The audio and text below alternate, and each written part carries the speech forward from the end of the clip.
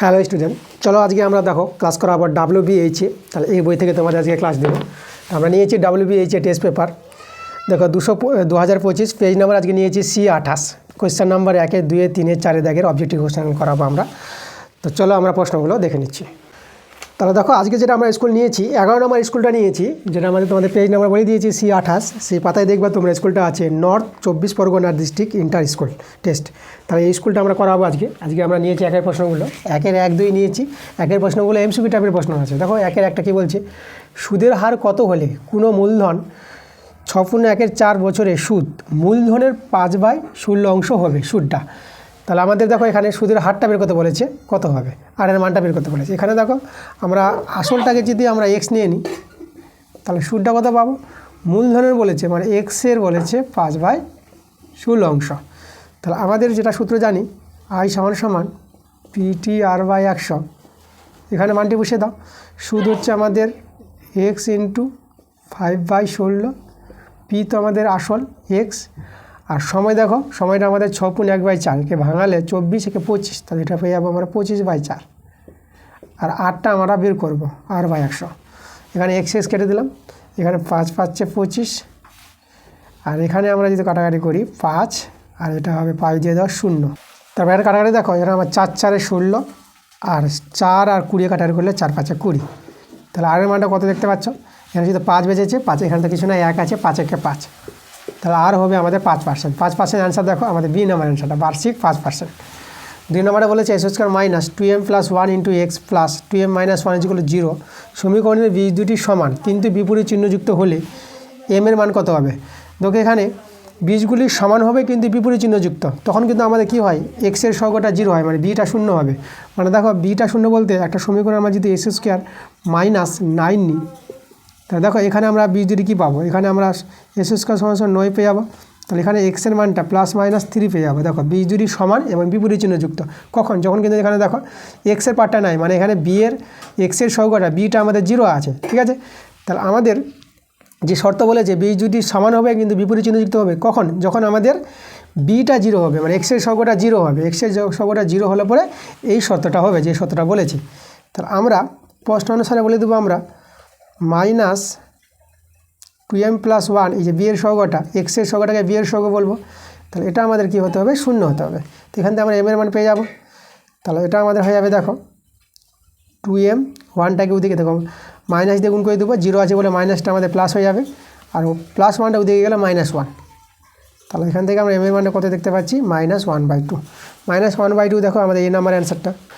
দেখো 1-এর 3 আর 4 নিয়েছি আমরা। 3-এর প্রশ্নটা বলছে একটি ত্রিভুজের কোণগুলির অনুপাত 1:1:2 হলে ত্রিভুজটির বাহুগুলির অনুপাত কত হবে। দেখো কোণগুলির অনুপাত দেওয়া আছে, তা বাহুগুলির অনুপাত বের করতে বলেছে। তা দেখো আমাদের কোণগুলির অনুপাত থেকে আমরা কোণগুলি ধরে নিব। প্রথম কোণটা x ডিগ্রি, তারপরে কোণটা x ডিগ্রি, তারপরে কোণটা 2x ডিগ্রি ধরে নিলাম। এবার কোণগুলির যোগফল আমরা জানি, 3টি কোণের যোগফল 180 ডিগ্রি হয়, সমান 180 ডিগ্রি। তাহলে এখান থেকে আমরা x ডিগ্রির মানটা পাবো, 4 দিয়ে কাটাকাটি করে এটা পাবো আমরা 45 ডিগ্রি। তাহলে x ডিগ্রি কত পেয়ে গেলাম, 45 ডিগ্রি। তা 3টা কোণ কী কী পাবো, একটা কোণ পাবো 45 ডিগ্রি, তারপরে একটা কোণটা পাবো 45 ডিগ্রি, তারপরে কোণটা পাবো 90 ডিগ্রি। তাহলে আমাদের ত্রিভুজটা কী হবে, কোন ধরনের ত্রিভুজ হবে, ত্রিভুজটা আমাদের দেখো, ত্রিভুজটা হবে আমাদের সমকোণী ত্রিভুজ A B C, এই কোণটা আমাদের 90 ডিগ্রি, ঠিক আছে। তাহলে আমাদের দেখো, তাহলে এই কোণটা আমরা 45 ডিগ্রি নিয়ে নিলাম, আর এই কোণটা আমরা নিয়ে নিলাম 45 ডিগ্রি। তাহলে এখানে এই দুটো বাহু সমান, ঠিক আছে। এবার দেখো এই দুটো বাহু যদি সমান হয়, এই দুটোকে আমরা ধরে নিলাম, আমরা এটাকে ধরে নিলাম A বাহু ধরে নিলাম, এটা A, তাই এটা আমাদের A হবে, দুটো বাহু সমান।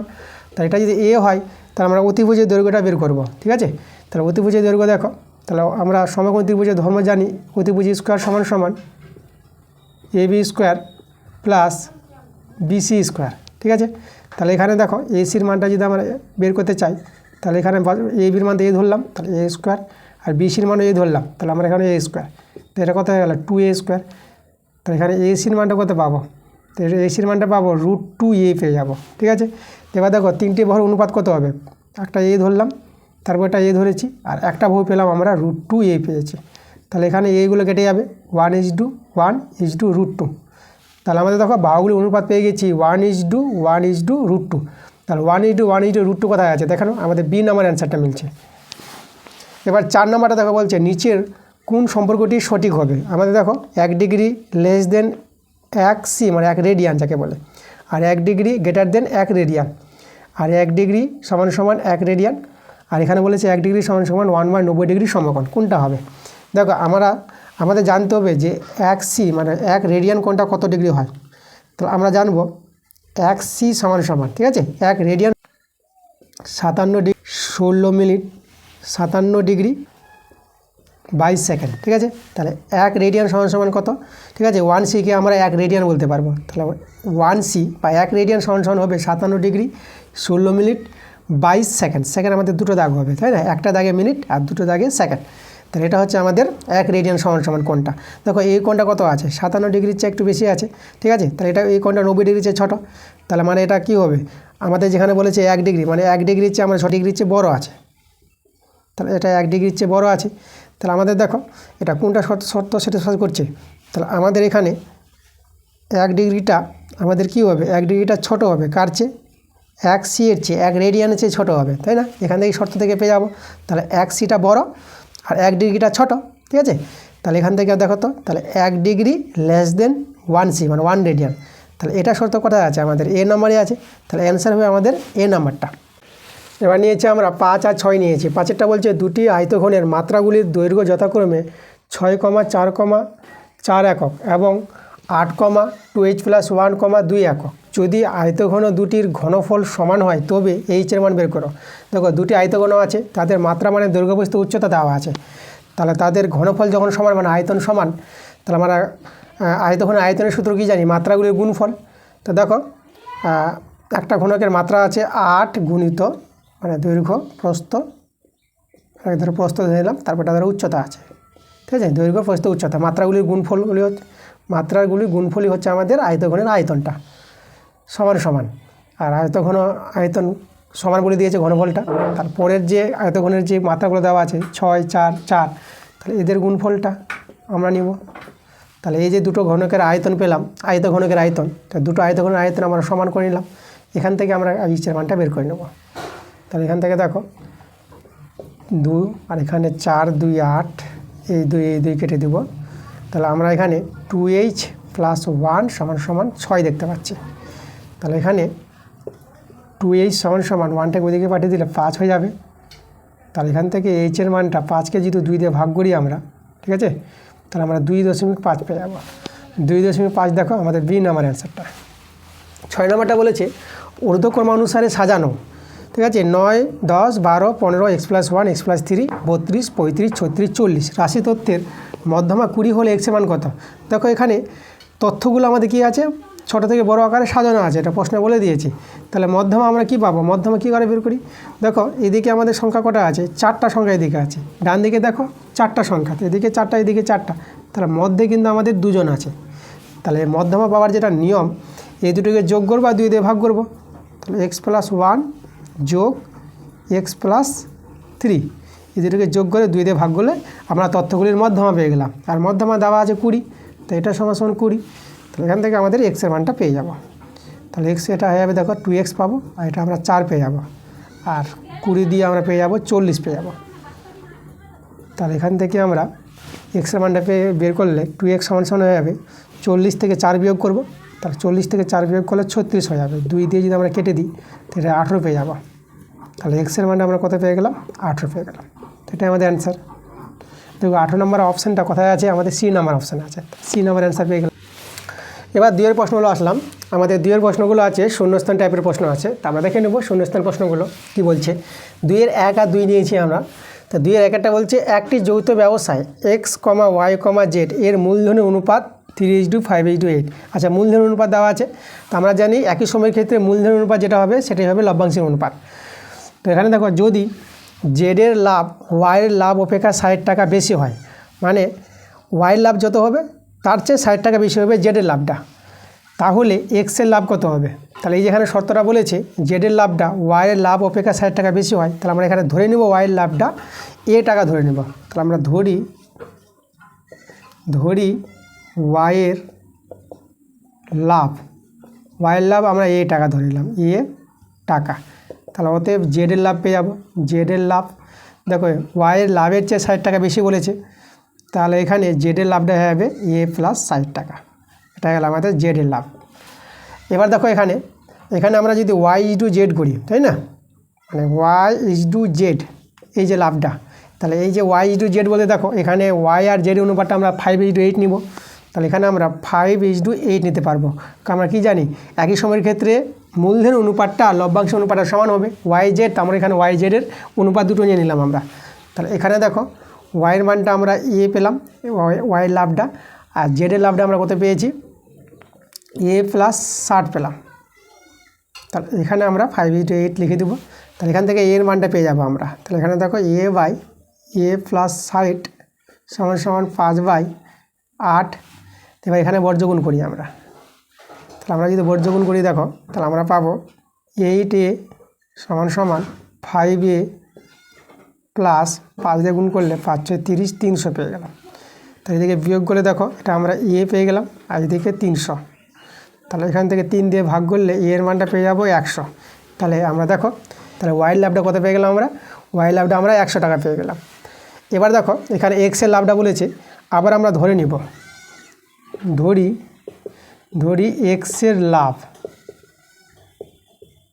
এক্সের লাভটাকে আমরা বি টাকা ধরে নিলাম, বি টাকা। এবার দেখো আমরা ওয়াইয়ের লাভ পেয়ে গেছি আর এক্সের লাভ, তাহলে আমরা এবার ওয়াই আর এক্স নিব, তাই না। আমরা এখন নিব এক্স ইজ টু ওয়াই নিচ্ছি। তাহলে এক্স ইজ টু ওয়াই দেখে নাও কত আছে, আমাদের 3:5 আছে। তাহলে এখানে নিব 3:5।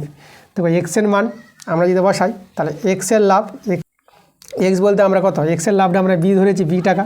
তাহলে এক্সের জায়গায় এক্সের লাভটা বি বসালাম, আর ওয়াইয়ের লাভটা দেখো বের করলাম আমরা, এ হচ্ছে 100 টাকা। তাহলে ওয়াইয়ের লাভটা আমাদের আছে 100, 3:5। এখান থেকে দেখো বি এর মানটা পেয়ে যাবো, তো অ্যান্সার হয়ে যাবে আমাদের। তাহলে এখানে আমরা করবো b/100, এদিকে হয়ে যাবে 3/5। 5 দিয়ে কাটারি করবো, 5 দিয়ে 0, 20 হয়ে গেল। তাহলে এখানে দেখো বি এর মানটা আমরা পেয়ে যাচ্ছি 20×3 কত 60, ঠিক আছে। তাহলে দেখো আমাদের যে এক্সের যে লাভটা আমরা কত পেয়ে গেলাম, আমরা 60 টাকা পেয়ে গেলাম।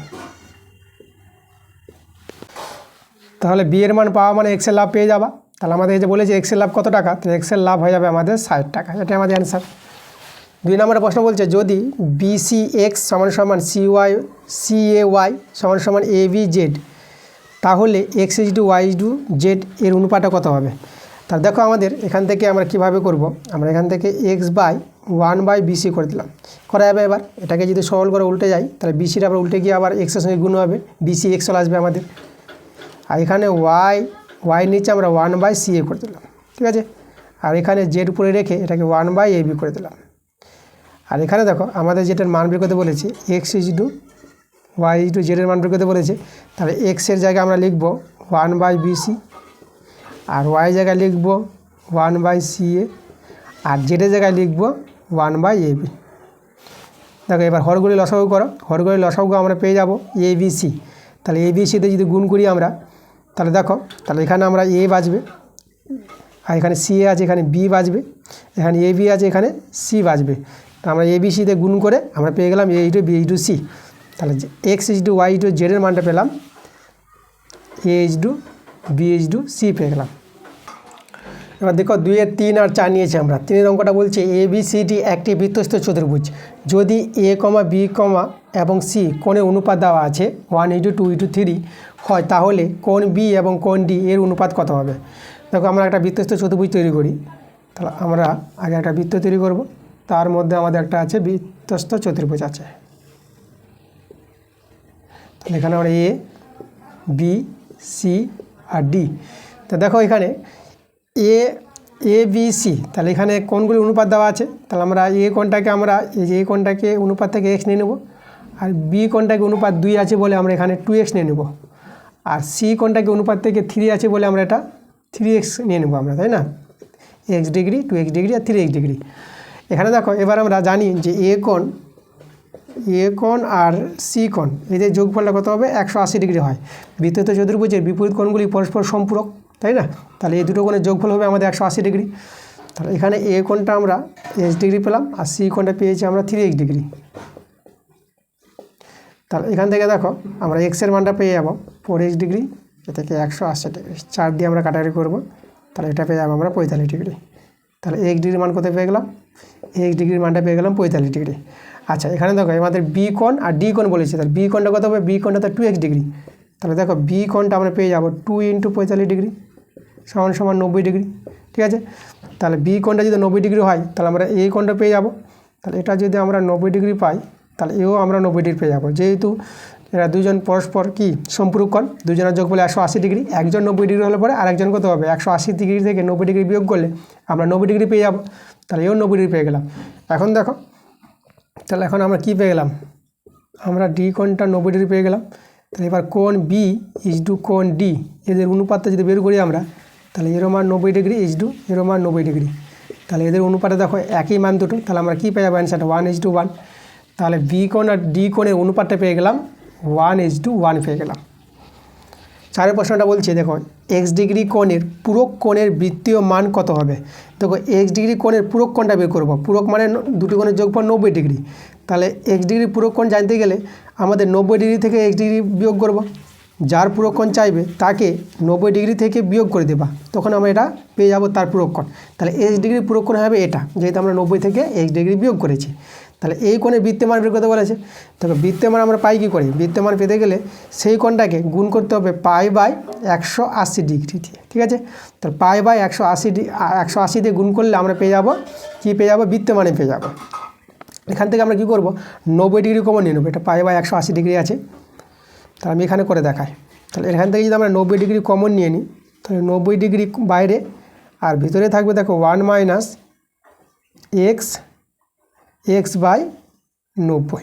ঠিক আছে, আমরা 90 ডিগ্রি কমন নিয়েছি, আর আমাদের এদিকে কত ছিল, এদিকে ছিল আমাদের π/180 ডিগ্রি।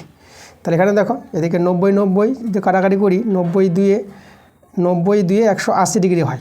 ঠিক আছে, তাহলে এখানে আমরা সরলটা কত পেয়ে গেলাম 1 - x/90, আর এদিকে পেয়ে যাবো আমরা π/2। তাহলে দেখো যে এক্স ডিগ্রির পূরক কোণের বৃত্তীয় মানটা পেয়ে গেলাম, এটা আমাদের অ্যান্সার হবে। তাহলে এখানে অ্যান্সারটা হবে 1 - x/, ঠিক আছে। দেখো এখানে আমাদের যদি বলি ডিগ্রিগুলো দেখো, এখানেও আমাদের এক্সের নিচে ডিগ্রি আর এরও নিচে ডিগ্রি, তাহলে ডিগ্রি কেটে যাবে, তাহলে x/90 হয়ে যাবে। তো এদিকেও এখানে দেখো ডিগ্রি কেটে গেছে, ডিগ্রি নাই, বৃত্তীয় মানে কিন্তু আমাদের ডিগ্রি থাকবে না, তাই না, ডিগ্রি থাকলে ষষ্ঠিক মান বলা হয়, আর ডিগ্রি ছাড়া বৃত্তীয় মান, তার ডিগ্রিগুলো কিন্তু আমাদের সব কেটে গেছে। তাহলে এখানে আছে x/90 আর এদিকে আছে π/2, যেহেতু আমাদের রেডিয়ান আমরা সি দিতে পারবো। তাই অ্যান্সার হবে আমাদের 1 - x/90, ডিগ্রি আর কিন্তু নাই, খেয়াল করবা, ইন্টু πc/2। ঠিক আছে, এটা আমাদের 2 আছে, ভালো করে লিখি, নিচে আমাদের কত আছে 2 আছে। তাহলে এই হলো আমাদের অ্যান্সারটা। এবার দেখো 2 এর 5 আর 6 নিয়েছি। 5 প্রশ্নটা বলছে একটি গোলকের ঘনফল 4/3 πr³ ঘন একক, গোলকটির একটি ঘনকে অন্তর্লিখিত, মানে এখানে যে গোলকটি আছে গোলকটি একটি ঘনকে অন্তর্লিখিত, ঘনক ও গোলকটির আয়তন অনুপাত কত হবে। তো এখানে ঘনক আর গোলকটির আয়তন অনুপাত চেয়েছে। তা দেখো প্রশ্ন কী বলেছে, গোলকটি একটি ঘনকে অন্তর্লিখিত, তাই না। তাহলে এখানে দেখো আমাদের গোলকটা কী আছে, মানে ঘনকের মধ্যে আছে। তাহলে আমরা একটা ঘনক যদি তৈরি করি, ঘনকের প্রতিটি তল বর্গক্ষেত্র হয়, একটা তল বর্গক্ষেত্র রাখলাম, আর একটা আমরা বর্গক্ষেত্র রাখবো এভাবে, এই যে আর এই যে।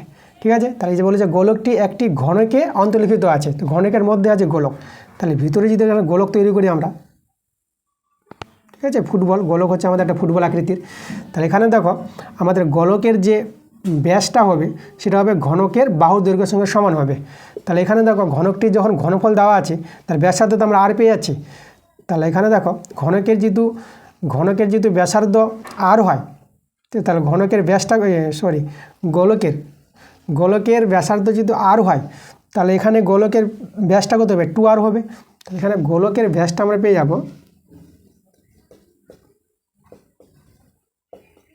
গোলকের ব্যাস, ঠিক আছে, গোলকের ব্যাসটা কত পাবো, গোলকের ব্যাসটা হবে আমাদের 2r। তাহলে এখানে দেখো গোলকের ব্যাস সমান সমান হবে ঘনকের বাহুর দৈর্ঘ্য, ঘনকের বাহুর দৈর্ঘ্য। ঠিক আছে, দেখো এখানে কিন্তু আমাদের গোলকের যে ব্যাসটা সেটাই কিন্তু ঘনকের বাহুর দৈর্ঘ্য। দেখো এই মানটা সমান পেয়ে যাবো, এটা AB, আর এটা যদি আমরা নিই CD, তাহলে আমাদের দেখো এবি সমান সমান সিডি হয়ে যাবে, মানে গোলকের ব্যাসটাই হবে ঘনকের বাহুর দৈর্ঘ্য। তাহলে আমরা দেখো ঘনকের বাহুর দৈর্ঘ্য পেয়ে গেলাম।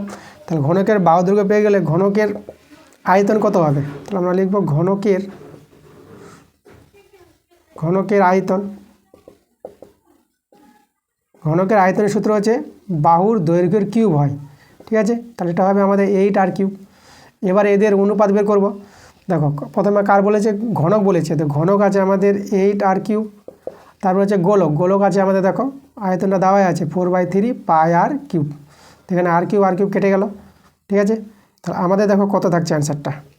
আমাদের এদিকে 4 একে 4, 4 দিয়ে 8 কেটে দিলাম। এবার যে 3 দিয়ে যদি আমরা গুণ করি, দেখো 3 দিয়ে গুণ করলে কত হবে? তাহলে আমাদের যেটা দাঁড়ালো, আমাদের কত দাঁড়ালো? এদিকে 2:, এদিকে আর তো নাই, আমাদের এদিকে আছে π/3 দাঁড়ালো, ঠিক আছে। তো এটা আমরা 3 দিয়ে গুণ করে কত পাবো? এটা হবে আমাদের 6:π। তাহলে দেখো এখানে ঘনক আর গোলকটির আয়তনে যেটা অনুপাত পেলাম 6:π পেয়ে গেলাম। তাহলে অ্যান্সারটা আমাদের 6:π। এবার 6 প্রশ্নটা দেখো, 7, x, 16, 21, 9, y, 10 সংখ্যাগুলির যৌগিক গড় 9 হলে x + y এর মান কত? এখানে দেখো যৌগিক গড় বলে দিয়েছে, তাহলে যৌগিক গড় আমরা বের করব। গড় কীভাবে পাই? সবগুলি তথ্যের যোগফল আর বাই নিচে যতগুলো সংখ্যা হবে সেটাতে ভাগ করব। তাহলে এখানে দেখো এক্স আছে আর ওয়াইও আছে, তাহলে আমাদের এখানে x + y পাবো। আর সংখ্যাগুলি সব যোগ করবো, 7, 16, 21, 9 আর 10। এই সংখ্যাগুলি যোগ করে আমরা পেয়ে যাব 63 পেয়ে যাব, ঠিক আছে। আর নিচে কত হবে? নিচে হচ্ছে আমাদের 6।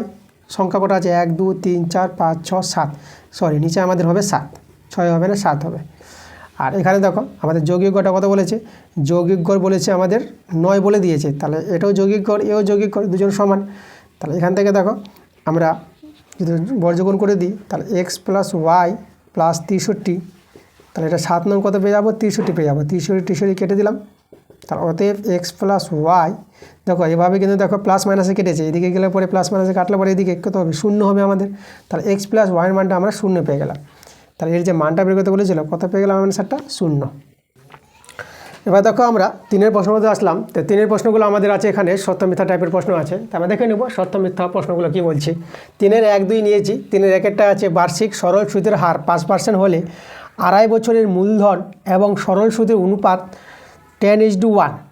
তাহলে আমাদের দেখো এটা মূলধন আর সরল সুদের অনুপাতটা 10:1 হবে কি হবে না, এটা আমাদের দেখাতে হবে। তো দেখো এখানে যদি অনুপাত দেওয়া আছে, মূলধনের হচ্ছে 10 আর সরল সুদ হচ্ছে 1, তাহলে আমরা আসলটা এখানে 10x নিতে পারবো, আর সরল সুদ যেটা আইটা আমরা এখানে x নিতে পারবো। তাহলে এবার যদি আমরা সূত্র বসাই, i = PTR/100, তো এখানে মানগুলো বসাই আমরা। দেখো আয়ের মান কত? আয়ের মান হচ্ছে আমাদের x, p হচ্ছে আমাদের 10x, t হচ্ছে 2.5 বছর। একে যদি আমরা সরল করে নিই, এটা 5/2 পেয়ে যাব। আর আর দেখো আর আমাদের কিন্তু 5% বলেছে, তাহলে 5/100। তাহলে এখানে দেখো আমরা সরলটা করব। তো সরল করে আমরা দেখব উভয় দিকে যদি সমান আসে তাহলে আমাদের সত্য এটা, আর উভয় দিকে যদি সমান না আসে তাহলে মিথ্যা। তাহলে এখানে দেখো, এখানে যদি আমরা x কেটে দিই, এখানে 1 আছে। তাহলে এদিকে দেখো আমরা কাটাকাটি করব, এদিকে একটা 0 আমরা কেটে দিলাম, আর এখানে আমরা কাটবো 5 দিয়ে 10, ঠিক আছে। দেখো এখানে করি, তাহলে এদিকে আমাদের 4, তাহলে এদিকে থেকে যাবে 4, আর এইদিকে কত থাকছে আমাদের? এদিকে থাকছে শুধু 5, ঠিক আছে। তাই সরলটা আমাদের দেখো এভাবে আসছে 4 আর = 5, এটা তো আমাদের সমান আসছে না। তাহলে যেহেতু উভয় দিকে সমান পেলাম না আমরা, তাহলে এটা কিন্তু কী হবে? এটা আমাদের সত্য হবে না, এটা আমাদের মিথ্যা হবে অ্যান্সারটা। তাহলে অ্যান্সারটা আমাদের হয়ে যাবে মিথ্যা। তারপর এটা দেখো 2 নম্বর অঙ্কটা দেখো, আমাদের x² - 3/√x + √3 সমান √x - √3 এটা দেখাতে বলেছে। তাহলে আমরা দেখব তো দুই দিকে সমান আসছে কি আসছে না। আমরা কি করব? হর কোঅর্ডিনেশন করি আমরা। তাহলে হর কোঅর্ডিনেশন করলে আমাদের কি করতে হবে? যেটা হরে আছে তার বিপরীত সাইন দিয়ে উপর নিচ গুণ করব। তাহলে এখানে হয়ে যাবে √x - √3, আর এটা √x + √3, √x - √3, আমরা উপর নিচ √x - √3 দিয়ে আমরা গুণ করেছি। আচ্ছা আমরা এখানে দেখাই সমান। তাহলে এখানে দেখো আচ্ছা ডান দিকে আমাদের সমানটা এটা আমাদের ছুটে গেছে, এটা আমাদের আছে √x - √3 আছে ডান দিকে। আচ্ছা এখানে একটা লাইন করি আমি। এখানে দেখো আমাদের এটা এটা যদি লক্ষ্য করো এটা কিন্তু আমাদের কেটে আছে, এই মানটা, এই দুটো মান একই আছে। তাহলে আমাদের উপরে দিকে থেকে গেলো, উপরে এস স্কোয়ার মাইনাস 3 থাকলো, আর নিচে এটার আমরা সূত্র করতে পারবো √x তার স্কোয়ার মাইনাস √3 তার স্কোয়ার। তো এদিকে 1 আছে। আচ্ছা, আমরা এইদিকে দেখাই। তাহলে উপরে আমাদের দেখতে পাচ্ছি এস স্কোয়ার মাইনাস 3, আর নিচে আমাদের দাঁড়িয়ে যাবে এক্স মাইনাস 3। তাহলে এটা হবে 1। এটাকে যে আমরা বর্গগুণ করে দিই, এস স্কোয়ার মাইনাস 3, আর এটা পাবো এক্স মাইনাস 3। দেখো উভয় দিকে কিন্তু আমরা সমান আসছে না, ঠিক আছে। তাহলে এখানে আমাদের নট অসমান পেয়ে যাচ্ছে, নট ইকাল টু আমরা পাচ্ছি মানটা। তাহলে আমরা যেটা বলেছিল এটা আমাদের কিন্তু সত্য নয়, এটা আমাদের হবে অ্যান্সারটা মিথ্যা। তাহলে এখানে আমরা লিখে দেবো মিথ্যা। দেখো আমরা 3-এর 1-এরটা আমরা মিথ্যা পেলাম, আর 3-এর 2 নম্বরের অ্যান্সারটা আমরা কী পেয়েছি, মিথ্যা পেলাম। দেখো 3-এর 3 আর 4 নিয়েছি আমরা। 3-এর প্রশ্নটা বলছে ABCD রম্বসের AC ও BD দুটি কর্ণ, তাহলে AC square plus BD square সমান সমান 2AB স্কোয়ার হবে। দেখো AC তো কর্ণ, BD কর্ণ। তাহলে এখানে যেটা বলেছে, দেখো আমাদের এটা কিন্তু মিথ্যা হবে, কারণ এখানে যদি 4 হতো, এই যে প্রমাণটা আছে 4 হলে কিন্তু আমাদের সত্য হয়ে যাবে, ঠিক আছে। আচ্ছা, তাহলে এটা আমরা তোমাদের উদাহরণ দিয়ে আমি দেখাই যে এটা উভয় দিকে সমান হবে না। তা আমরা এখানে দেখো আমরা লিখব যেহেতু সব বর্গক্ষেত্রই রম্বস হয়, এটা তোমাদের জানতে হবে, সব বর্গক্ষেত্রই রম্বস, কারণ বর্গক্ষেত্র এক ধরনের বিশেষ ধরনের রম্বস বলা হয়। তাহলে এখানে লিখব যেহেতু সব বর্গক্ষেত্রই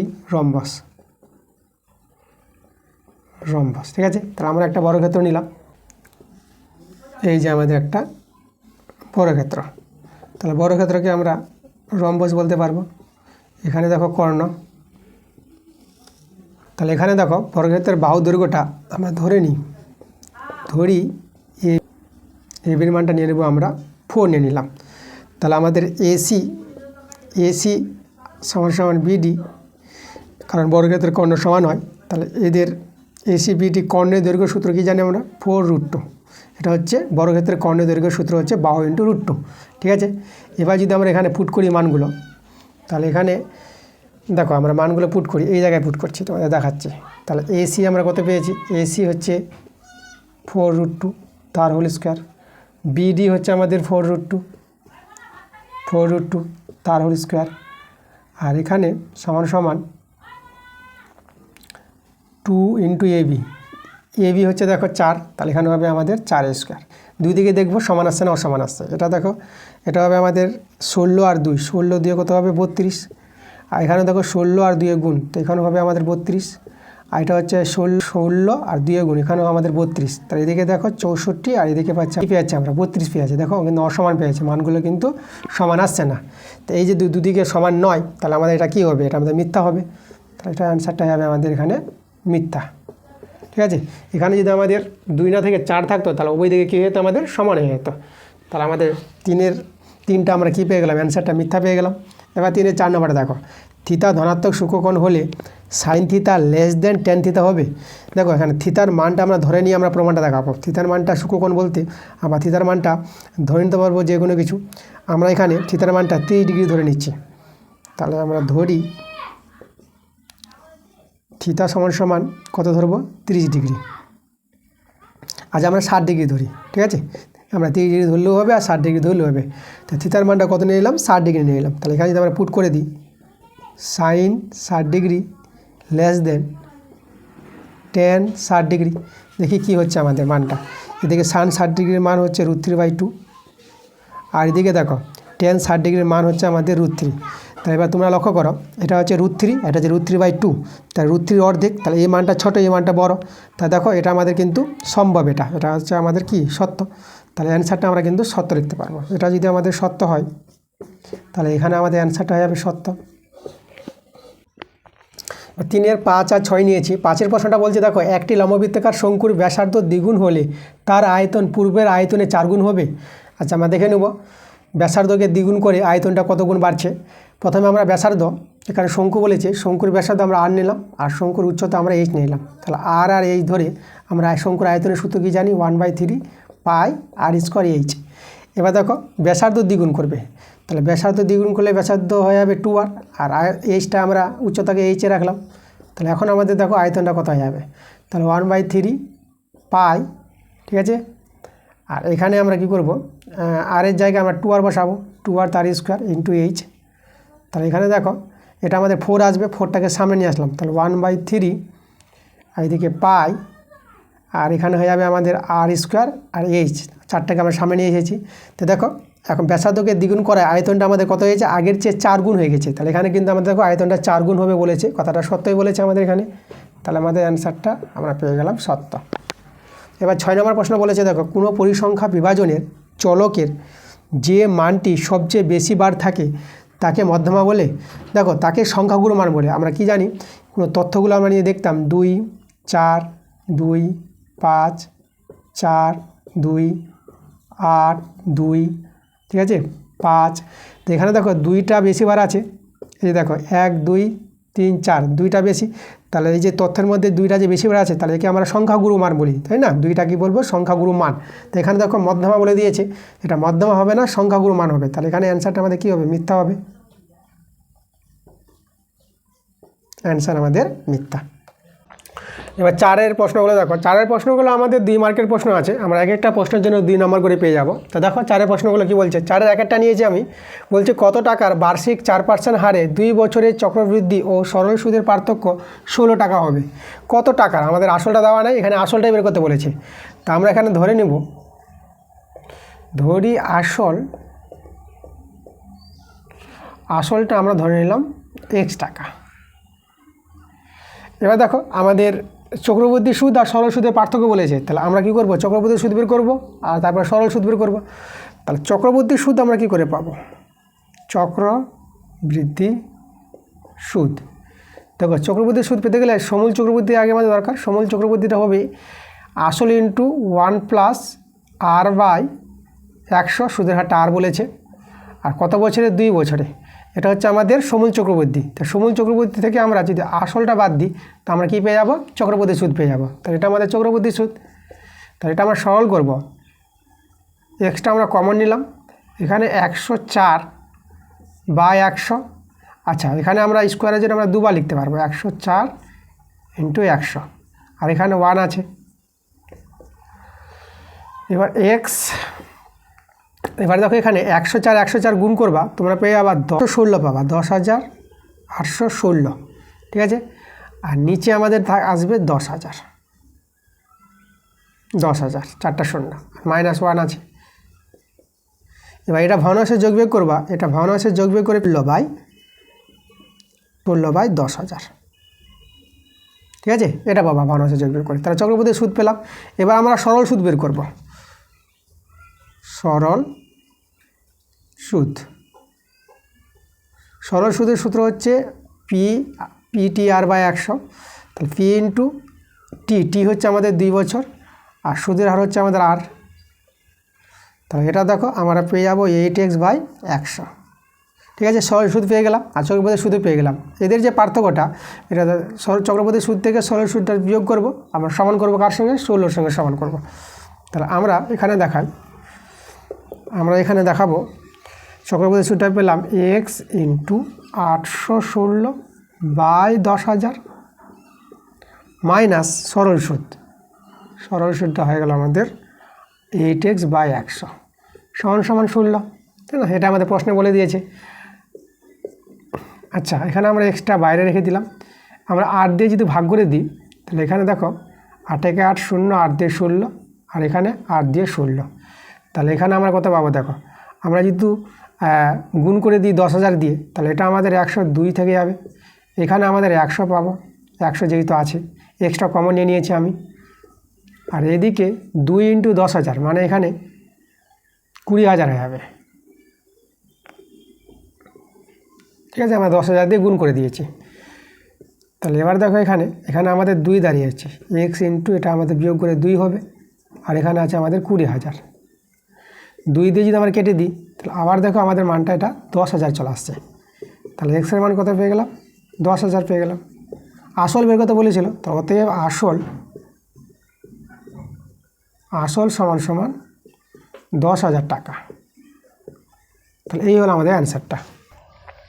4-এর 2 নম্বর প্রশ্ন বলছে, এ 9,000 টাকা দিয়ে একটি ব্যবসা শুরু করার 3 মাস পরে বি বি ওই ব্যবসায় যুক্ত হয়ে 12,000 টাকা লগ্নি করলো।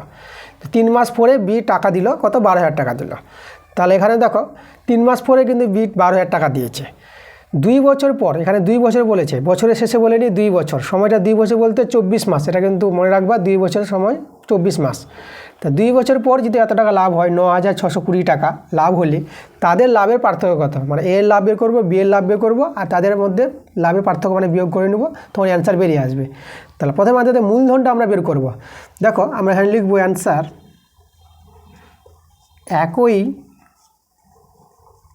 একই সময়ে এ ও বি এর মূলধন অনুপাত বের করবো আমরা। এ ও বি এর মূলধনের অনুপাত। দেখো এই জিনিসটা ভালো করে বুঝছো, একই সময় এ ও বি এর মূলধনটা কত হবে। দেখো এখানে এটা তো ফিক্সড আছে, ও 9,000 টাকা, 2 বছর যেহেতু, তাহলে 24 মাস কেটেছে 9,000 টাকাটা।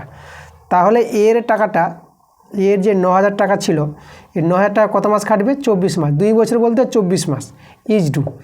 এবার দেখো বি এর যে আমাদের 3 মাস পরে বি টাকা দিল কত? 12,000 টাকা দিল। তা 3 মাস পরে দিয়েছে, 3 মাস বাদ চলে যাবে। তা 24 মাস থেকে 3 মাস যদি আমরা বাদ দিয়ে দিই, তাহলে আমাদের কত মাস থাকবে? 21 মাস। তাহলে বি এর যে 12,000 টাকাটা কত মাস কেটেছে? 21 মাস কেটেছে। তো এটা কথা আমাদের এই জিনিসটা মনে রাখতে হবে। তাহলে বি এর 12,000 টাকা কত মাস খাটে? 21 মাস খাটে, ঠিক আছে। তাহলে এখান থেকে ওদের সে মূলধন অনুপাতটা পেয়ে যাব একই সময়ের ক্ষেত্রে। তাহলে এখানে দেখো আমরা যদি কাটাকাটি করি, 3টা শূন্য 3টা শূন্য কেটে দিলাম, এখানে 12 2 24, আর আমরা 3 দিয়ে কাটাকাটি করবো, 3 3 9, আর 3 7 21। তাহলে এখানে আমরা দেখো আমরা পেয়ে যাচ্ছি মানটা 3 দিয়ে 6 ইজ টু, আর এটা আমরা 7 পেয়ে গেলাম। তাহলে মূলধন অনুপাত পেয়ে গেলাম। এবার লাভটা আমাদের দেওয়াই আছে, এবার এ এর লাভ আর বি এর লাভ বের করবো। তাহলে অতএব এর লাভ, এর লাভ কত হবে? এ হচ্ছে আমাদের 6, আর নিচে আনুপাতিক যোগ 13, আর লাভ হয়েছে মোট কত? মোট লাভ হয়েছে 9,620, ঠিক আছে। আমরা 13 দিয়ে যদি কাটাকাটি করি, 13 7 91, আর এখানে আমাদের বাঁচলো কত? আমাদের বেঁচে যাবে, আর এখানে 5 বেঁচে যাবে 52, 13 4 52, আর এটা আমাদের 0, তাহলে 740। তাহলে এবার আমরা যদি একে গুণ করে দিই, তাহলে গুণ করে কত পেয়ে যাবো? 0, 6 4 24 4, 6 7 42, আর ওইদিকে আমাদের 2 44। দেখো আমরা পেয়ে গেলাম বি এর লাভটা পেয়ে গেলাম 4,440 টাকা। এটা হচ্ছে আমাদের এ এর লাভ। বি এর লাভ, বি এর লাভটা কত হবে? দেখো যেটা আমরা কাটাকাটি করে পেয়েছি তাকে আমরা 7 দিয়ে গুণ করে দেবো, ঠিক আছে। আর আমরা এভাবে করতে যাব না। তার 7 দিয়ে যদি আমরা গুণ করি, 5,180 পাবা, এটা বাবা বি এর লাভ, ঠিক আছে। আচ্ছা এবার তাদের লাভের পার্থক্য আমরা বের করব। তাদের লাভের পার্থক্য বের করতে বলেছিল। তাহলে অতএব তাদের লাভের পার্থক্য কত হবে? দেখো এটা যে 5,000, এটা আছে 4,000, তো এটা আমাদের বড় মান আছে। তাহলে 5,180 টাকা থেকে আমরা বিয়োগ দেব 4,440, ঠিক আছে, এত টাকা। তাহলে এটা যদি 740 টাকা পেয়ে যাবে, 740 টাকা। তাহলে এটা আমাদের অ্যান্সার। দেখো 4 3 আর 4 নিয়েছি। তো 3 নম্বর অঙ্কটা বলছে দুটি সংখ্যার যোগফল তাদের বিয়োগফলের 3 গুণ, সংখ্যা দুটি অনুপাত নির্ণয় করো। আচ্ছা দুটি সংখ্যা আছে, আমরা একটা সংখ্যাকে এক্স নিয়ে নিলাম আর একটা সংখ্যাকে আমরা ওয়াই নিয়ে নিলাম। এবার শর্তটা কী বলেছে? দুটি সংখ্যার যোগফলটা তাদের বিয়োগফলের 3 গুণ বলেছে। তা দেখো এটা আমাদের শর্ত, দুটি সংখ্যার যোগফলটা তাদের বিয়োগফলের 3 গুণ। তাহলে আমাদের এখান থেকে আমাদের কী করতে হবে? এক্স ইজ টু ওয়াই বের করতে হবে, সংখ্যা দুটি অনুপাত চেয়েছে। তাহলে আমরা কী করবো? এটা যদি সরল করি তাহলে আমরা এদিকে 3x পাচ্ছি, তাহলে এখানে 3x মাইনাস এক্স হবে। আর এইদিকে দেখো এদিকে ওয়াইটাকে এদিকে নিয়ে আসি, তাহলে এদিকে -3y, এদিকে আমাদের দেখো এদিকে ওয়াই ছিল, আর -3yটা +3y হয়ে যাবে। তো এরকম দাঁড়িয়ে যাবে আমাদের। আচ্ছা তাহলে এখান থেকে আমরা 2x পেয়ে গেলাম, আর এখান থেকে আমরা 4y পেয়ে গেলাম। 2 দিয়ে কাটাকাটি করবো, 2 × 2 আর 2 দিয়ে 4, তাহলে x = 2y পেয়ে গেলাম। আচ্ছা তাহলে x = 2y হলে আমরা x/y করব। তাহলে x/y করলে এখানে 2/1 লিখতে পারবো। তাহলে এখান থেকে দেখো আমরা x = y যদি বের করি তাহলে আমরা পেয়ে গেলাম 2:1, এটাই আমাদের অ্যান্সার। সংখ্যা দুটির অনুপাত আমরা পেয়ে গেলাম কত? 2:1 পেয়ে গেলাম। এবার দেখো 4টা বলছে একটি সংখ্যা ও তার অন্যান্যক, ঠিক আছে, একটি সংখ্যা ও তার অন্যান্যকের সমষ্টির 3 গুণ 10 হলে সংখ্যাটি নির্ণয় করো। তো একটি সংখ্যাকে আমরা এক্স নিলাম, তার সংখ্যাটা যদি এক্স হয় তাহলে এর অন্যান্য কী হয় 1/x হয়, ঠিক আছে। অন্যান্য বলতে সেই সংখ্যাটাকে উল্টে দাও 1/x করে নাও, তাহলে এক্সের অন্যান্য 1/x পেয়ে যাবো। তাদের সমষ্টি, তাহলে আমাদের দেখো এদের সমষ্টিটা, তাদের সমষ্টির কত গুণ বলেছে 3 গুণ বলেছে, এই যে তাদের সমষ্টির 3 গুণ, এই যে তাদের সমষ্টির 3 গুণটা আমাদের বলেছে 10 যদি হয়, ঠিক আছে। এই যে দেখো এটা আমাদের শর্তটা। তাহলে এখান থেকে আমাদের কি সংখ্যাটি মানে এক্সের মানটা বের করতে হবে। তাহলে আমরা এখানে করব কি এক্স দিয়ে গুণ করছি, তাহলে এক্স দিয়ে গুণ করলে দেখো এটা হবে আমাদের 3x² প্লাস এটা হবে আমাদের 3 আর এদিকে হবে আমাদের 10x। এভাবে আমরা এক্স দিয়ে গুণ করে আমরা লিখতে পারবো। আর এটা 3s² আর এটা দেখো -10x আর প্লাস 3। এবার আমরা এখান থেকে কী করবো মিডিল ফ্যাক্টর করে এক্সের মানটা বের করবো। তাহলে মিডিল ফ্যাক্টর দেখো তোমরা জানো 3s², এটা আমরা 9 + 1 করলাম, ঠিক আছে, x + 3 = 0। তাহলে 3s², এটা -9x - x + 3 = 0, ঠিক আছে। এটা আমাদের বা আছে। এখান থেকে আমরা 3x যদি কমন নিই তাহলে x - 9 হবে এখানে, আর এটা আচ্ছা এখানে 9 হবে না, এটা 3 হবে আমাদের, এটা 3 হবে, এটা -1 করে নিলে পরে x - 3 = 0। তাহলে আমরা এখান থেকে x - 3 কমন যাচ্ছে আর পরে থাকবে আমাদের 3x - 1 = 0। আচ্ছা হয় x - 3 = 0, তাহলে এখান থেকে আমরা এক্সের মানটা কত পেয়ে গেলাম 3, অথবা 3x - 1 = 0, তাহলে এখান থেকে এক্সের মানটা পেয়ে যাবো 1/3। তাহলে দেখো সংখ্যাটি আমাদের কত হবে, তাহলে অতএব সংখ্যাটি আমাদের হয়ে যাবে 3 অথবা 1/3, ঠিক আছে। তো সংখ্যাটি আমাদের 3 অথবা 1/3, এটা আমাদের অ্যান্সার। এবার দেখো 4-এর 5 আর 6 নিয়েছে। তাহলে 5-এর প্রশ্নটা বলছে 5 সেমি ব্যাসার্ধ বিশিষ্ট একটি বৃত্তের কেন্দ্র থেকে একটি জে এর লম্ব দূরত্ব 3 সেমি হলে জেটির দৈর্ঘ্য নির্ণয় করো। দেখো এখানে আমি ছবিটা এঁকে বোঝাই তোমাদের। আমাদের একটা বৃত্ত আছে, ঠিক আছে, এখানে আমাদের কেন্দ্রবিন্দু, আর এখানে দেখো আমাদের 5 সেমি ব্যাসার্ধ বলে দিয়েছে, আর একটা এমন জে আছে, আমরা এখানে একটা জে এনে নিলাম, ঠিক আছে। তাহলে এই জের উপর কেন্দ্র থেকে যে লম্ব দূরত্ব বলেছে সেটা পরে 3 সেমি বলে দিয়েছে। কেন্দ্রের নামটা ও নাম দিলাম, যেটার নাম আমরা এবি দিয়ে দিলাম, আর লম্ব দূরত্ব আমরা ওপি নাম দিয়ে দিলাম। দেখো বলেছে কেন্দ্র থেকে একটি জে এর লম্ব দূরত্ব 3 সেমি, মানে ওপিটা আমাদের এখানে 3 সেমি বলে দিয়েছে, ঠিক আছে। তাহলে ওপি কত, ওপি হচ্ছে আমাদের 3 সেমি। আর এখানে যদি আমরা এটা যুক্ত করি ওয়েটা, তাহলে ওয়েটা আমাদের ব্যাসার্ধ, তাহলে আমাদের কিন্তু ব্যাসার্ধ দেওয়া আছে কত 5 সেমি দেওয়া আছে, তাহলে ব্যাসার্ধ 5 সেমি। তাহলে আমাদের যে জেটা দৈর্ঘ্য বের করতে বলেছে এবি জের দৈর্ঘ্য, তাহলে আমরা প্রথমে এপি বের করব, ঠিক আছে। সমকোণী ত্রিভুজ, এটা লম্ব, এটা হচ্ছে আমাদের 90 ডিগ্রি। তাহলে এপি পেয়ে যাব, এপি পেয়ে গেলে এবি পেয়ে যাবো, এপি ডবল এবি হবে। কারণ এখানে দেখো যে কেন্দ্রগামী যে এই যে ব্যাস না এরকম জের উপর কেন্দ্রগামী লম্ব সরলরেখা ওপিটা সেই এবি যেটাকে সমদ্বিখণ্ডিত করবে, তাহলে এপি সমান পিবি পাবো। তাহলে আমাদের এবিটা এপি এর ডবল হয়ে যাবে। তাহলে এখন আমরা এপির মান বের করবো এই সমকোণী ত্রিভুজ থেকে। তাহলে অতিভুজ আমাদের ওএ, তাহলে এখানে ওএ স্কোয়ার সমান AP square plus OP square, সমকোণী ত্রিভুজের ধর্ম থেকে ওএ মান ব্যাসার্ধ আমাদের 5, এপির মান আমাদের এখানে বের হবে, আর ওপিটা দেখো আমাদের 3 বলে দিয়েছে। তাহলে এপি স্কোয়ার কত পেয়ে যাবা, এদিকে 25 আর 9টা এদিকে বিয়োগ হয়ে যাবে, তাহলে 25 থেকে 9 বাদ দিলে 16। তাহলে এপি কত পেয়ে যাবো, এপি পেয়ে যাবো আমরা 4 পেয়ে যাবো, 16 বর্গমূল 4। আচ্ছা এপি যদি 4 হয় তাহলে আমাদের এবি কত হবে, এবিটা তোমরা জানবা 2AP হবে, ঠিক আছে। কারণটা এখানে লিখে দেবা যে ব্যাস না এরকম জের উপর কেন্দ্রগামী লম্ব সরলরেখা সেই যেটিকে সমদ্বিখণ্ডিত করে, ঠিক আছে, এটা আমাদের কারণ। তাহলে দেখো এখানে আমরা এপির মান পেয়ে গেলাম 4, তাহলে এবির মান হয়ে যাবে আমাদের 8। তাহলে আমাদের জেটির দৈর্ঘ্য বলেছিল কত, জেটির দৈর্ঘ্য আমি এখানে লিখে দিচ্ছি, সেই জেটির দৈর্ঘ্য আমরা 8 সেমি পেয়ে গেলাম। 6 প্রশ্নটা বলছি ত্রিভুজ এবিসি এর পরিকেন্দ্র ও এবং বিডি বৃত্তের একটি ব্যাস, এডি একটি জে, কোণ এবিডি 35 ডিগ্রি হলে কোণ এসিবি এর মান নির্ণয় করো। আচ্ছা ছবিটা আঁকি আমরা প্রথমে। তাহলে আমাদের প্রথমে কী বলেছে, পরিকেন্দ্র মানে একটা ত্রিভুজ আছে আর একটা বৃত্ত আছে। তাহলে আমরা প্রথমে যদি বৃত্তটাই তৈরি করি, তাহলে দেখো আমরা একটা ত্রিভুজ বানাচ্ছি এবিসি। তাহলে এই আমাদের দেখো এভাবে আমরা একটা ত্রিভুজ পেয়ে গেলাম।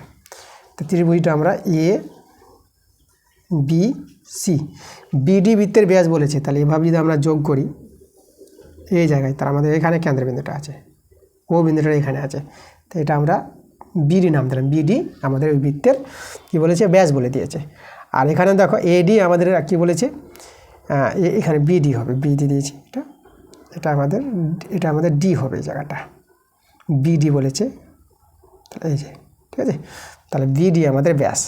এবার এখানে দেখো এডি একটি জে বলেছে, তাহলে এডি, তাহলে এডি আমরা যোগ করে দেবো, জেটা আমরা যোগ করে দিলাম। তাহলে কোণ এবিডি 35 ডিগ্রি, এবিডি দেখো কোথায় আছে, এ বিডি মানে এই কোণটা দেখো, এই কোণটা আমাদের কথা বলেছে 35 ডিগ্রি বলে দিয়েছে। তাহলে কার মান বের করতে বলেছে, কোণ এসিবি, এসিবি, তাহলে আমরা এই কোণের মানটা দরকার।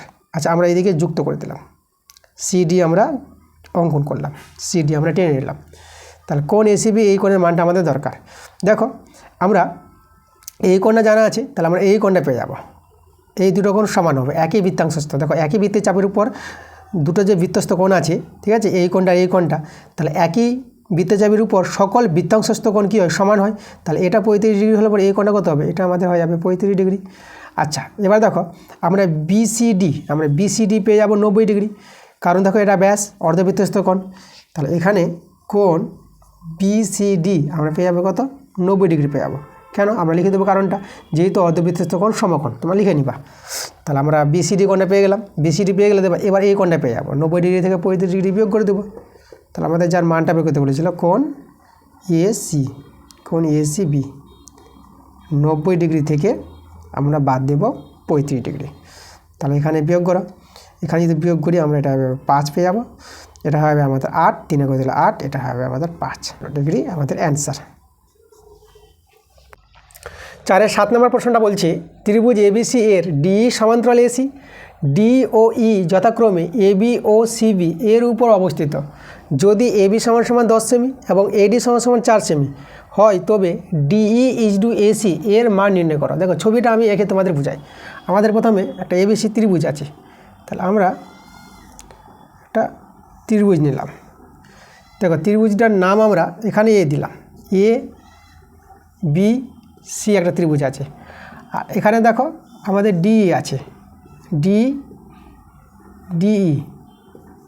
ঠিক আছে, আমাদের বলে দিয়েছে ডি সমান্তরাল এসি, ঠিক আছে, এই জন্য আমরা এসি নামটা এইভাবে দিলাম, এটা এখানে।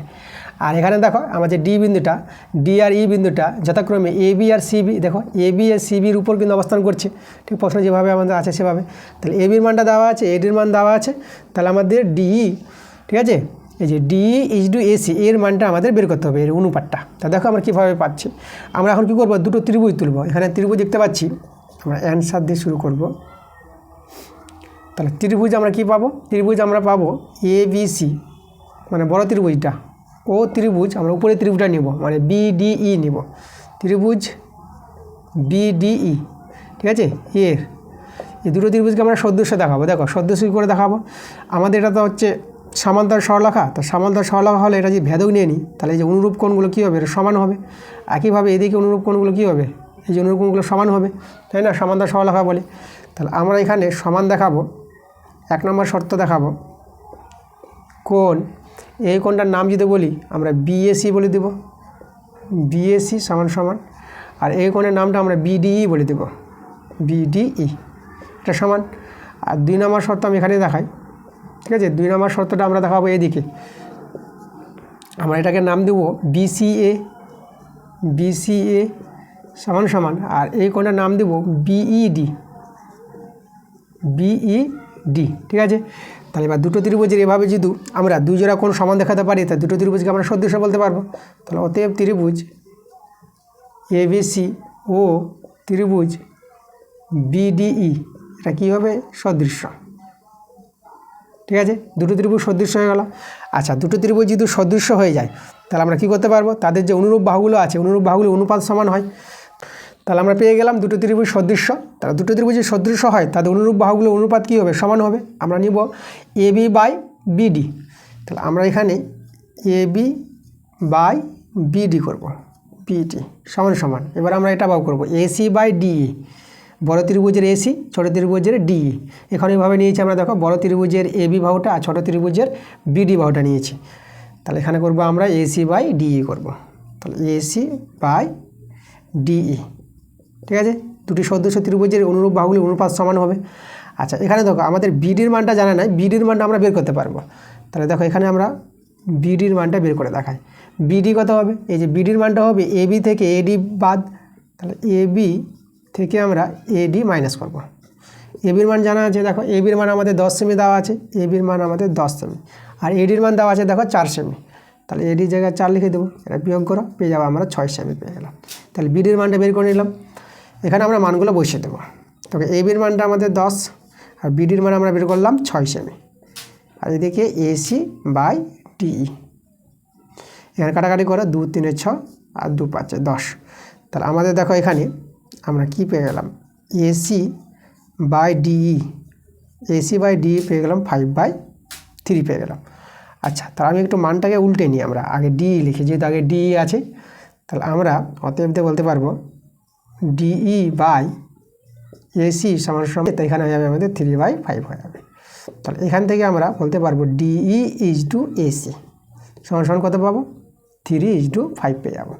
তা দেখো আমাদের অ্যান্সার পেয়ে গেছে। তাহলে ডিই ইজ টু এসির মানটা বের করতে বলেছিল, কত পেলাম, 3:5, এটা আমাদের অ্যান্সার। এবার দেখো 4-এর আমরা 8 আর 9 নিয়েছি। তাহলে 8 নম্বর কোনটা বলছে, মান নির্ণয় করো 1 + tan স্কয়ার আলফা ইন্টু 1 - সান আলফা ইন্টু 1 + সাইন আলফা, এভাবে আছে আমাদের মান নির্ণয় করতে বলেছি। দেখো আমরা কী করবো, এটা 1 + tan স্কয়ার আলফা আমরা রেখে দিলাম, আর এখানে দেখো a - b into a + b, তাহলে এটা আমরা a স্কয়ার - b স্কয়ার সূত্র করতে পারবো।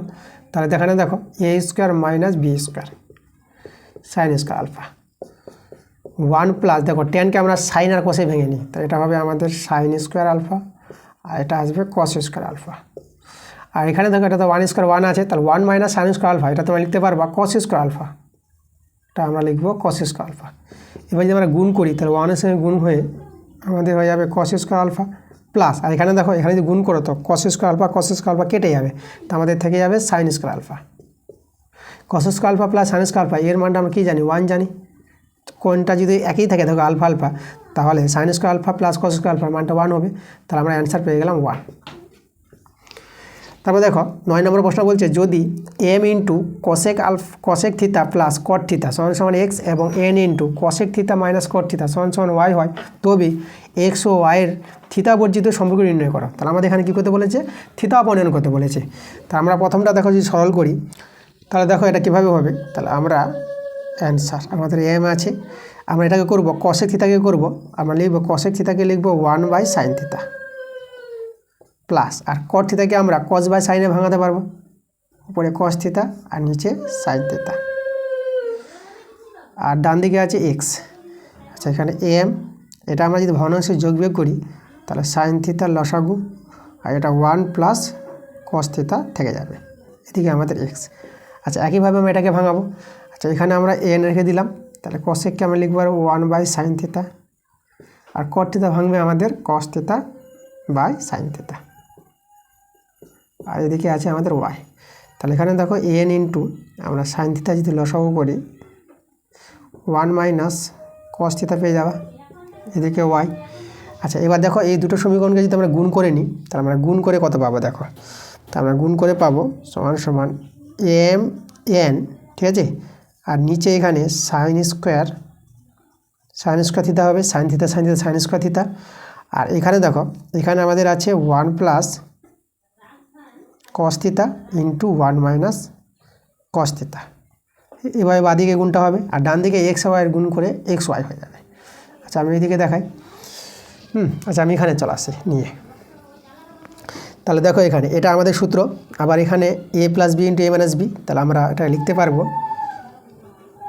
mn বাই, এটা আমাদের সাইন স্কোয়ার থিতা আছে, আর এখানে আমাদের গুণ হয়ে যাবে a স্কোয়ার - b স্কোয়ার মানে cos স্কোয়ার থিতা, এটা চলে আসবে আমাদের, আর ডান দিকে আমাদের ছিল এক্স ওয়াই। দেখো এর মানটা আমরা কত পেয়ে যাবো, mn সাইন স্কোয়ার থিতা, এখানে 1 - cos স্কোয়ার থিতা, একে আমরা লিখতে পারবো সাইন স্কোয়ার থিতা। দেখো সাইন স্কোয়ার থিতা কেটে দিলাম, তাহলে আমাদের মানটা আসছে দেখো mn সমান সমান এক্স ওয়াই চলে আসছে। তাহলে এটাই আমাদের অ্যান্সার। ঠিক আছে, তাহলে আমাদের যে বলেছিল থিতা এক্স ও ওয়াইয়ের যে সম্পর্কটা থিতা বর্জিত, থিতা থাকবে না, সেটা হবে আমাদের এম এন সমান সমান এক্স ওয়াই। এটাই আমাদের অ্যান্সার। দেখো 4-10 নম্বরে কী বলছে, একটি লম্ববৃত্তাকার চোঙের উচ্চতা ও ব্যাস সমান, চোঙের ব্যাসার্ধ এ একক, একটি বৃত্তের ক্ষেত্রফল ও চোঙের বক্রতলের ক্ষেত্রফল সমান হলে বৃত্তটির ব্যাসার্ধ কত? বৃত্তটির ব্যাসার্ধের কথা বলেছে, আমাদের চোঙের ব্যাসার্ধ এ বলে দিয়েছে, তাহলে চোঙের ব্যাসটা আমরা বের করে নেব। তাহলে অতএব চোঙের ব্যাস কত হবে? চোঙের ব্যাস হবে 2a, যদি ব্যাসার্ধ এ বলেছে, তাহলে এটাই আমাদের কিন্তু উচ্চতা এইচ। ঠিক আছে, তাহলে এবার আমাদের দেখো, আমাদের চোঙের বক্রতলের ক্ষেত্রফলের সঙ্গে আর বৃত্তের ক্ষেত্রফল সমান বলে দিয়েছে। তাহলে আমরা বৃত্তের ব্যাসার্ধ ধরে নিই, ধরি বৃত্তের ব্যাসার্ধ আমরা কত ধরে নেব? আমরা আর একক ধরে নিলাম, আর একক। ওকে, আচ্ছা, তাহলে আমাদের দেখো এবার আমরা বৃত্তের ক্ষেত্রফল, তাহলে আমরা কি অতএব দেখো লম্ববৃত্তাকার চোঙের বক্রতলের ক্ষেত্রফল, তাহলে লম্ববৃত্তাকার চোঙের বক্রতলের ক্ষেত্রফল সূত্র কী জানি আমরা? তার সূত্র হচ্ছে 2 পাই, ঠিক আছে, 2 পাই আর, এখানে আর বলতে এখানে কিন্তু এ, ঠিক আছে, 2 পাই আর এইচ হচ্ছে আমাদের কত? 2a, তাহলে এইচের জায়গায় আমরা 2a লিখতে পারবো। এটা হচ্ছে আমাদের কার চোঙের বক্রতলের ক্ষেত্রফলের সূত্র 2 পাই আর এইচ। এবার হচ্ছে বৃত্তের ক্ষেত্রফল পাই আর স্কোয়ার, এটা আমাদের সমান হবে এটা। আচ্ছা, এখান থেকে কিন্তু আমরা কার মানটা পাবো? ব্যাসার্ধের মানটা, মানে আর এর মানটা আমাদের বের করতে হবে। তাহলে এখানে দেখো আমরা পাই কেটে দিলাম, তাহলে এখানে আমরা দেখতে পাচ্ছি 2 × 2 আর এ × এ, ঠিক আছে, সমান এদিকে আমাদের আর স্কোয়ার। তাহলে এখান থেকে আমরা আর এর মানটা কত পাবো? তাহলে দুটো 2 এর জন্য একটা 2 আর দুটো এর জন্য একটা এ, তাহলে আর সমান কত পাচ্ছি? 2a। তাহলে বৃত্তটির ব্যাসার্ধ কত পেয়ে গেলাম? তাহলে বৃত্তটির ব্যাসার্ধ আমরা এখানে লিখে দিই, আমরা 2a একক পেয়ে গেলাম। দেখো 4-এর প্রশ্নতে এসেছি আমরা, 4-এর 11, 12 নিয়েছি। তাহলে আজকের ক্লাসের আমরা শেষ প্রশ্ন চলে এসেছি। তাহলে আমরা দেখে নেব আজকে ক্লাসের শেষ প্রশ্নগুলো কী আছে। 4-এর 11, 12 দেখো, 4-এর 11 নম্বরটা বলছে একটি লম্ববৃত্তাকার শঙ্কুর ভূমির ক্ষেত্রফল এ, পার্শ্বতলের ক্ষেত্রফল পি এবং তির্যক উচ্চতা এল হলে দেখাও যে পি স্কোয়ার সমান পাই এ এল স্কোয়ার, এটা আমাদের দেখাতে বলেছে। আচ্ছা, এখানে দেখো শঙ্কুর ভূমির ক্ষেত্রফল দেওয়া আছে, তাহলে শঙ্কুর ভূমির ক্ষেত্রফল আমরা কী জানি? ব্যাসার্ধ যদি আর হয়, ঠিক আছে, শঙ্কুর ভূমির ব্যাসার্ধ আর হলে শঙ্কুর ভূমির ক্ষেত্রফল হবে পাই আর স্কোয়ার। আচ্ছা, এখানে পার্শ্বতলের ক্ষেত্রফল পি বলেছে, তাহলে পার্শ্বতলের ক্ষেত্রফলের সূত্র কী হবে? তির্যক উচ্চতা আমাদের এল বলে দিয়েছে, তার পার্শ্বতলের ক্ষেত্রফল শঙ্কুর হয় পাই আর এল। ওকে, আচ্ছা, এবার দেখো, এবার আমরা যদি বাম পক্ষ নিই, লেফট হ্যান্ড সাইড, তাহলে বাম পক্ষটা কত আছে? পি স্কোয়ার আছে, তাহলে পি স্কোয়ার মানটা বসাবো পাই আর এল তার হোল স্কোয়ার, তাহলে এখানে হবে পাই স্কোয়ার আর স্কোয়ার আর এল স্কোয়ার। এবার আমরা কী করবো? রাইট হ্যান্ড সাইড আমরা ডান পক্ষ দেখাবো, ডান পক্ষ কত আছে আমাদের? পাই এ এল স্কোয়ার। আচ্ছা, এখানে পাই এর মানটা বসাবো, দেখো এর মান জানি পাই আর স্কোয়ার, তাহলে এখানে বসাবো পাই আর স্কোয়ার, আবার আমাদের এল আছে, এল স্কোয়ার আছে, তাহলে এখানে গুণ করে দেখো পাই স্কোয়ার পাবো, আর স্কোয়ার পাবো আর এল স্কোয়ার পাবো। দেখো আমাদের বাম পক্ষ ডান পক্ষ সমান হয়ে গেছে, তাহলে আমরা লিখে দেবো এল এইচ এস সমান আর এইচ এস, তাহলে আমরা প্রুফ করে নিলাম। দেখো চলে এসে আমাদের 12 নম্বরটা। 12 নম্বরে বলছে যদি ইউআই সমান xi - 35/10 আর সামেশন এফ আই ইউ এর মানটা 30 আছে এবং সামেশন এফ আই এর মানটা 60 আছে, তাহলে এক্স বারের মানটা বের করতে বলেছে। দেখো আমাদের এখানে ইউআই দেওয়া আছে, তাহলে আমরা সাধারণত ইউআই এর সূত্র আমরা কি জানি? আমরা জানি xi - a/h, এটা হচ্ছে ইউআই এর সূত্র। আচ্ছা, এবার আমরা কি করব? এক্স বারের মানটা বের করব। এক্স বারের যেটা সূত্রটা তোমরা জানবা, এক্স বারের সূত্র হচ্ছে a + h into summation f i u i by summation f i, এটা হচ্ছে আমাদের এক্স বারের সূত্র। মান বসিয়ে দাও, এর মান কত? এর মান দেখো এর জায়গায় 35 আছে, তাহলে এর জায়গায় আমরা লিখব 35 প্লাস, আর এইচ দেখো এইচের জায়গায় দেখো 10 আছে, তাহলে এইচের মান আমাদের 10, আর সামেশন এফ আই এর মানটা 30 বাই, আর সামেশন এফ এর মানটা দেওয়া আছে 60। তাহলে এখানে আমরা এই শূন্য কেটে দিলাম, আর 3 × 2 = 6, 2 × 5 = 10, ঠিক আছে। তাহলে আমি এখানে দেখাই, তাহলে এক্স বারের মানটা আমরা দেখতে পাচ্ছি এখানে আছে 35, আর এদিকে বেঁচে গেল আমাদের 5। তাহলে 35 আর 5 যোগ করে কত হবে 40। তাহলে এটা আমাদের অ্যান্সার। তাহলে এই ছিল আমাদের আজকের ক্লাসের অঙ্ক। আজকের ক্লাসের অঙ্কগুলো তোমাদের ভালোভাবে করে দিয়েছি, তোমরা মন দিয়ে ক্লাসগুলো দেখো এবং একবার ছাড়া পারলে দুবার দেখো। কোথাও যদি কোনো সমস্যা হয় তাহলে কমেন্টে জানাও। তোমরা কমেন্ট করছো যে বড় প্রশ্ন কবে আসবে, বড় প্রশ্নগুলো আমি তাড়াতাড়ি নিয়ে আসবো তোমাদের জন্য। তা তোমরা ক্লাসগুলো ভালো করে দেখতে থাকো। আবার তোমাদের সঙ্গে দেখা হবে নেক্সট ভিডিওতে। তোমরা ভালো থেকো।